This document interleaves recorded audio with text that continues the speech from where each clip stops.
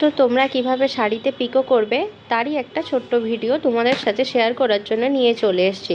তো দেখো, প্রথমে প্রেসার কুকারটা চেঞ্জ করে পরিয়ে নেবে এবং তারপরে আমি তোমাদেরকে এই কালারের সুতোটা দিয়েছি যাতে তোমরা ভালো করে বুঝতে পারো। এবং প্রেসার কুকার সিটে রেখে এবং তোমরা 2-3 মাঝে রেখে দিলে এইভাবে জিগজ্যাগ সেলাইটা ভালো করেই হয়ে যাবে এবং তোমাদের শাড়িটা তোমরা এখানে দেখে বুঝতেই পারছো কিভাবে হচ্ছে।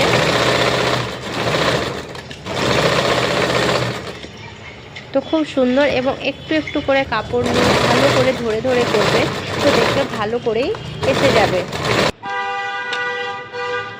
যেহেতু এটা অর্গানজা ছিল তো মাঝে মাঝে একটু করে ধরতে অসুবিধে হচ্ছিল।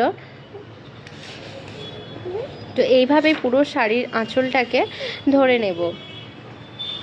এটা আঁচল ছিল না, এটা সামনের পোর্শন ছিল, তাই এই কালারের সুতোটা দিয়েছি এবং তোমরাও যাতে বুঝতে পারো। এই কালারের সুতো দিলে ডুবে যেত এবং ভালো বুঝতেই পারতে না তোমরা।